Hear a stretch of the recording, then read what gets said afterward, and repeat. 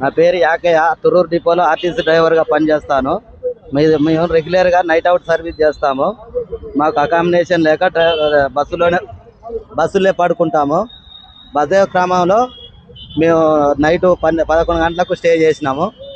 అదే క్రమంలో వాళ్ళు మేము పడుకున్న తరుణంలో రైట్ సైడ్ డ్రైవర్ డోర్ నుంచి తీసుకొని వచ్చేసి మా యొక్క బ్యాగు, పక్కనున్న తల కింద ఉన్న సెల్ ఫోను, బ్యాగులో identity card, SR, lock sheet, ATM cards, Aadhaar cards, personal పైసలు ఒక 5,000 ఎత్తుకొని పోయిన 3:30 ప్రాంతంలో మేము డిస్పాచ్ టైంలో మళ్ళీ 3:30, 4 గంటల ప్రాంతంలో లేచి చూసారికే లేవు. ఎక్కడెక్కడ చిందరవనగా పడి ఉన్నాయి మా యొక్క బ్యాగు, లగేజ్. మాకు అకామిడేషన్ లేక బస్సులో పండుకోవటం వల్ల మాకు ఇబ్బందులు జరుగుతున్నాయి. తొర్రూరు డిపోలో నేను డ్రైవర్గా పనిచేస్తున్నాను. తొర్రూరు నుండి ఉప్పల్కు నైట్ అవుట్ వచ్చి బస్సులో పడుకున్నాను.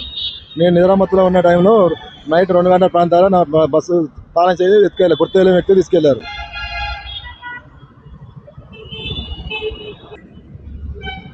ఇట్టి విషయాన్ని పోలీస్ స్టేషన్కి ఉప్పల్ పిఎస్కి వెళ్ళి కంప్లైంట్ చేయడం జరిగింది. వారిపై తగిన చర్యలు తీసుకోవాలని కంప్లైంట్ ఇచ్చినాం ఉప్పల్ పిఎస్లో.